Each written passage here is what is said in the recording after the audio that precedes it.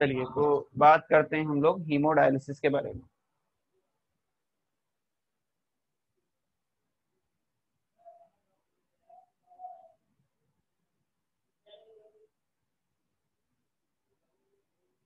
Haemodialysis, देखिए जब kidney failure हो जाए, मतलब किडनी अपना फंक्शन प्रॉपरली परफॉर्म नहीं कर पा रही, तो उस केस में फिर हम क्या करते हैं, फिर हमारे पास एक ऑप्शन बचता है हीमोडायलिसिस का। ठीक है, हीमोडायलिसिस को हम आर्टिफिशियल किडनी भी बोलते हैं, ऑल्सो कॉल्ड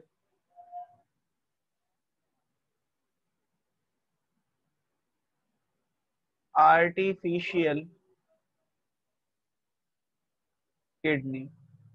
इसको हम आर्टिफिशियल किडनी भी कहते हैं। ठीक है, इसमें क्या होता है हीमोडायलिसिस में, इसका हम मैकेनिज्म जो है वो समझ लेते हैं कि किस तरह से चलता है हीमोडायलिसिस। जैसे देखिए,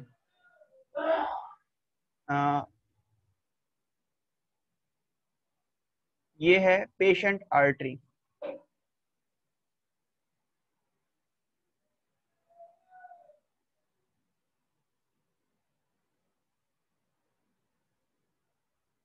पेशेंट की आर्टरी से ब्लड आ रहा है, इसमें जो ब्लड है वो कैसा है, इम्प्योर है, impure blood from patient artery. ठीक है, यहाँ से इम्प्योर ब्लड आया और इसको फिर हम कनेक्ट करते हैं एक पंप के साथ में, यहाँ कनेक्ट कर देंगे। यहाँ पर हमने इसको कनेक्ट कर दिया, ये ब्लड इसमें जाएगा।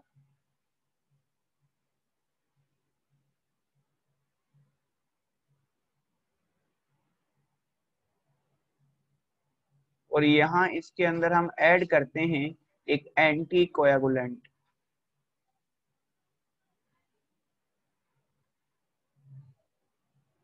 एंटी कोएगुलेंट इसलिए डाल रहे हैं ताकि ब्लड क्लॉट ना हो जाए। हमें पता है ब्लड जो है बाहर आएगा तो वो क्लॉट हो सकता है, उसको क्लॉट होने से रोकने के लिए हम उसमें एंटी कोएगुलेंट डालेंगे और इसके प्रेशर को भी हम मेंटेन करके रखेंगे, ब्लड प्रेशर को भी। अब ये जो ब्लड है ये यहाँ से आगे बढ़ेगा, ये इस एक चैम्बर के अंदर, एक मशीनरी के अंदर इस तरह से एंटर करता है।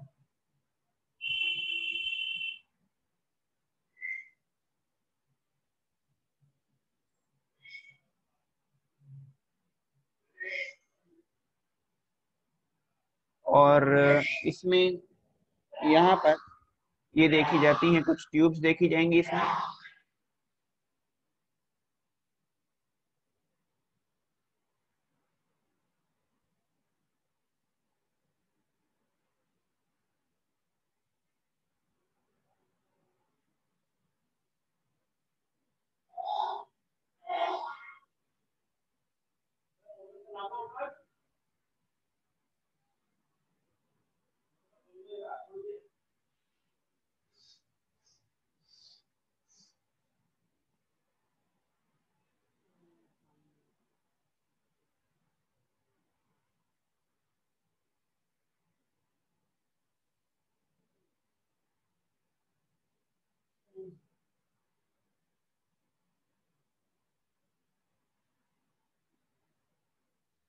ये जो ट्यूब्स इसमें देखी जा रही हैं ये हैं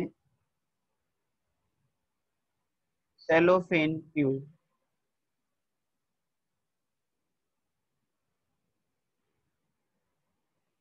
ये ट्यूब्स कहलाती हैं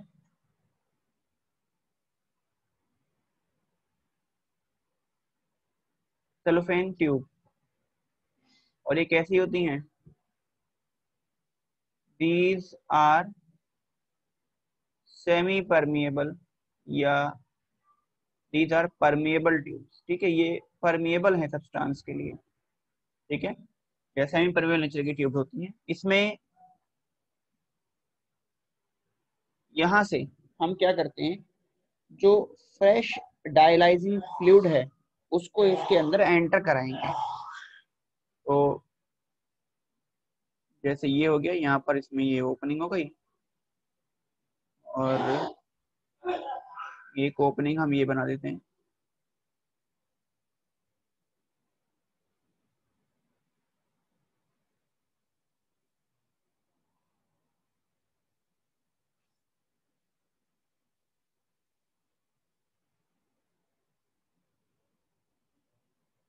इसमें क्या होता है, जो फ्रेश डायलाइजिंग फ्लूइड है वो इसके अंदर एंटर करता रहेगा।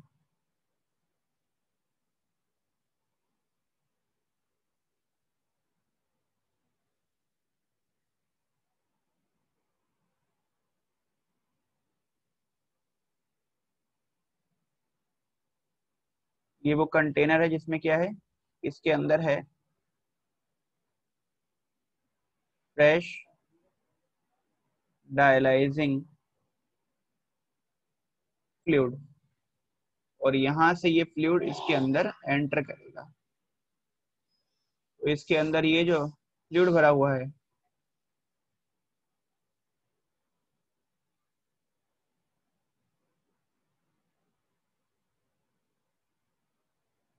ये है डायलाइजिंग फ्लूइड। ठीक है, डायलाइजिंग फ्लूइड, इसकी कंसंट्रेशन जो सेलोफेन ट्यूब के अंदर जो ब्लड आ रहा है, ब्लड के अंदर सब्सटेंस की कंसंट्रेशन जो है वो ज्यादा रहेगी। जैसे ये सेलोफेन ट्यूब यहाँ पर एंटर ओपन कर रही है इसके अंदर, और इसमें ये ब्लड जो आ रहा है, इस ब्लड की कंसंट्रेशन जो है, मतलब इसमें टॉक्सिक सब्सटेंस की कंसंट्रेशन इस फ्लूइड की कंसंट्रेशन कंपेरिजन में ज्यादा होगी। ठीक है, तो हम ये बोल सकते हैं इसके अंदर क्या है, ये है इम्प्योर ब्लड। इसमें क्या है, इम्प्योर ब्लड में मोर कंसंट्रेशन ऑफ वेस्ट, इसमें वेस्ट कंसंट्रेशन ज्यादा है।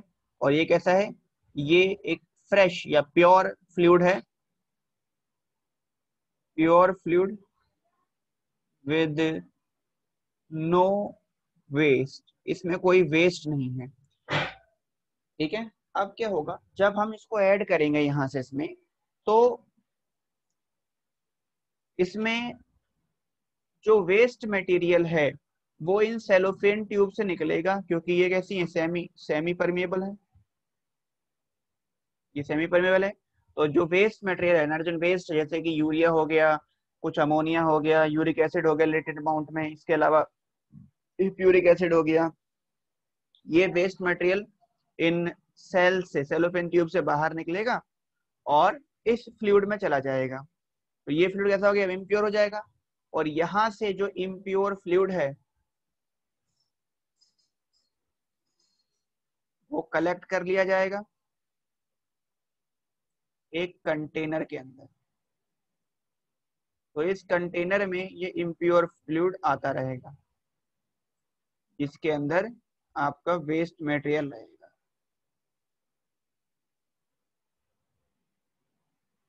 इम्प्योर फ्लूइड, या बोल सकते हो आप इसको यूज्ड फ्लूइड। और इसमें क्या होता है, कंटेन वेस्ट मटेरियल, और यहाँ से लगातार फ्रेश फ्लूइड जाता रहेगा। तो ये एक कंटिन्यूस प्रोसेस चलेगा। अच्छा, ब्लड जब प्योर हो गया, तो प्योर होने के बाद जो ब्लड है वो यहाँ से कलेक्ट किया जाएगा ट्यूब के थ्रू, और इसको वापस पेशेंट के अंदर, इसको वापस उसके वेन के थ्रू वापस पेशेंट वेन में इसको भेज दिया जाएगा। ठीक है, पेशेंट में भेज देंगे इसको, ट्रांसफ्यूज इनटू पेशेंट वेन। ठीक है, ये जो बाहर जहां से फ्लूइड को निकाला जा रहा है, जिस आर्टरी से निकाल रहे हैं, इसको बोलते हैं रेडियल आर्टरी। मतलब जिसमें हम इस फ्लूइड कलेक्ट, इस वे इम्प्योर ब्लड को जिसमें हम कलेक्ट कर रहे हैं, पेशेंट की आर्टरी से निकालने के बाद जिस ट्यूब में जा रहा है, उस ट्यूब को बोलते हैं रेडियल, इसको हम रेडियल आर्टरी बोलेंगे जहां से हम कलेक्ट कर रहे हैं। और जहां से हम वापस इंट्रोड्यूस कर रहे हैं, इसको बोलते हैं सेफेनस वेन।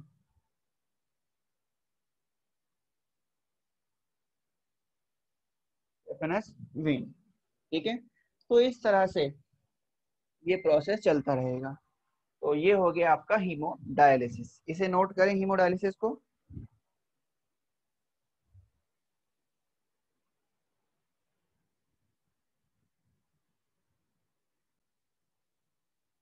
चलिए, नोट कर लिया होगा आप सबने। अब हम इसका एक लिमिटेशन लिख लेते हैं। लिमिटेशन पूछता है आपसे इसका। तो लिमिटेशन क्या है, देखो ये ना एक कंटिन्यूअस प्रोसेस है। तो कंटिन्यूअस होने की वजह से क्या होता है, इसमें पेशेंट को हॉस्पिटलाइज होना पड़ता है।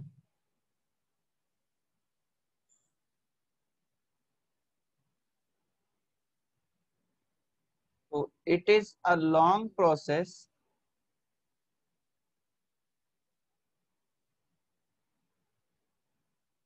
ये एक लॉन्ग प्रोसेस है। 4 से 5 घंटे इसमें लगेंगे। और इसलिए क्या है, and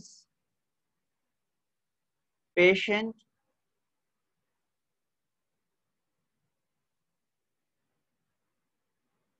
must be hospitalised. Patient को हॉस्पिटल में एडमिट होना पड़ेगा। दूसरी बात क्या है, दूसरी बात ये है कि ये एक कॉस्टली प्रोसेस है।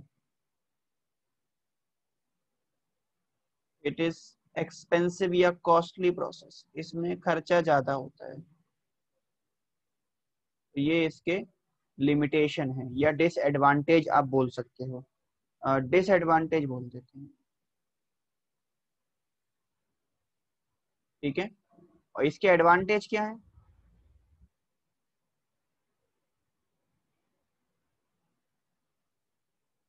इसमें इन्फेक्शन चांसेस बहुत कम होते हैं। Infection chances are very less. Infection chances बहुत ही कम होते हैं, ठीक है। तो ये हो गए आपके इसके एडवांटेज और डिसएडवांटेज। तो इसी के साथ हमने हीमोडायलिसिस कंप्लीट किया और हमने ह्यूमन के अंदर जो एक्सक्रीशन है उसको समझ लिया, अच्छे से कवर कर लिया है, ठीक है। आगे बात करते हैं। एक मैंने आपको काम और दिया था, मैंने कहा था कि भाई आप लोग क्या करें, एक टेबल है आपके पास पेज नंबर 73 पे, उसको आप ड्रॉ करिएगा। वो आपने ड्रॉ कर ली होगी। उसमें आपको दिखा रखा है, एक तरफ तो एनिमल ग्रुप बताए हुए हैं और दूसरी तरफ उन एनिमल में देखे जा रहे एक्सक्रीटरी ऑर्गन भी आपको बता रखे हैं।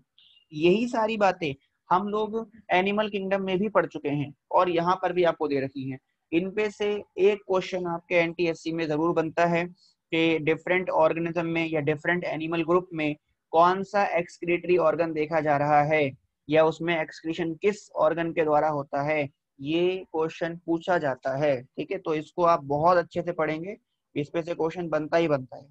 चलिए, अब हम बात कर लेते हैं इसके बाद एक्सक्रीशन इन प्लांट के बारे में, कि प्लांट में एक्सक्रीशन किस तरह से होता है, और उसी के साथ हमारा ये चैप्टर जो है वो खत्म हो जाएगा। बात करते हैं एक्सक्रीशन इन प्लांट्स।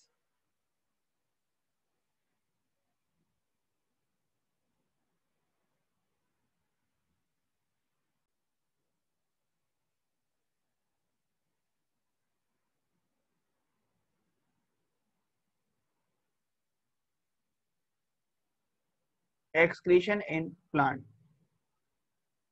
प्लांट में जो मेन वेस्ट प्रोडक्ट है वो क्या होता है, तो हम बोल सकते हैं in plant main waste product is CO2, oxygen and excess water या वाटर वेपर। वाटर वेपर, ये तो इसका मेन प्रोडक्ट है, ठीक है।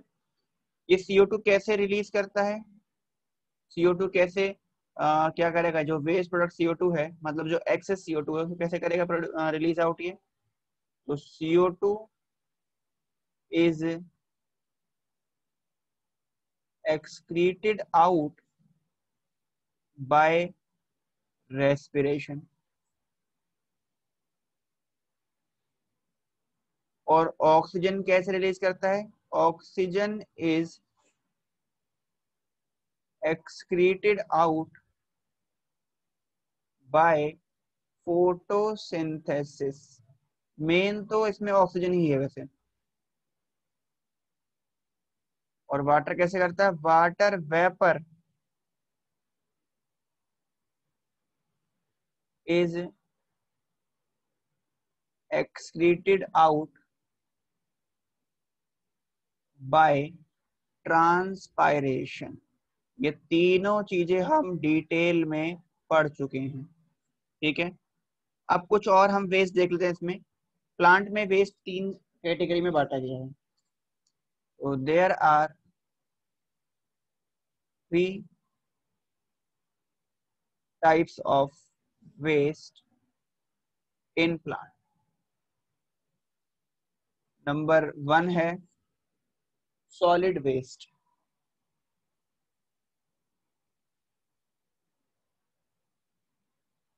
और वो कौन सा होता है, सॉलिड वेस्ट में आता है रैपिड्स हो गए, रबड़ हो गए, ये रैपिड्स एंड रबर। रैपिड्स की यदि बात करेंगे तो रैपिड्स क्या होते हैं, प्लांट में जो वेस्ट मटेरियल है, सॉलिड वेस्ट है, ये फ्रूट के अंदर स्टोर हो जाता है और उन सॉलिड बॉडी को हम क्या बोलते हैं, रैपिड्स बोलते हैं, ठीक है। तो in plants solid waste is stored in fruit, जिन्हें हम रैपिड्स बोल रहे हैं, ठीक है। और रैपिड्स में होता क्या है, इसमें कैल्शियम ऑक्सलेट के क्रिस्टल होते हैं। तो इसमें देखा जाता है कैल्शियम ऑक्सलेट, ठीक है। रबड़ तो आपको पता ही है। इसके बाद दूसरा यदि देखें हम, second one, second solid waste के बाद सेकंड है लिक्विड वेस्ट।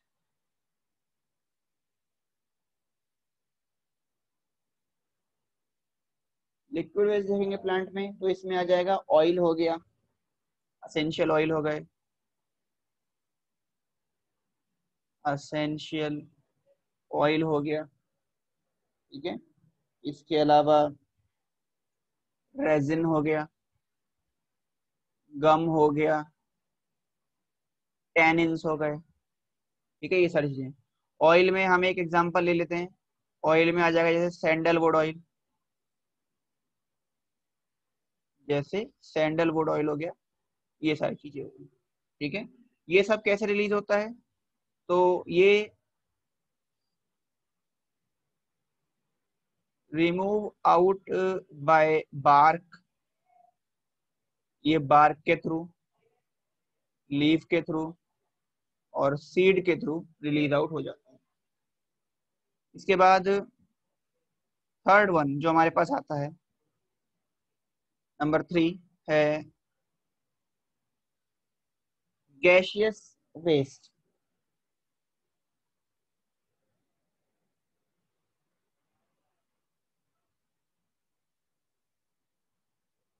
गैसियस वेस्ट, और गैसियस वेस्ट में क्या आ जाएगा, इसमें तो वही गैस आएंगी जैसे CO2 हो गया, ठीक है, और ऑक्सीजन हो गया, ये सब हो गई।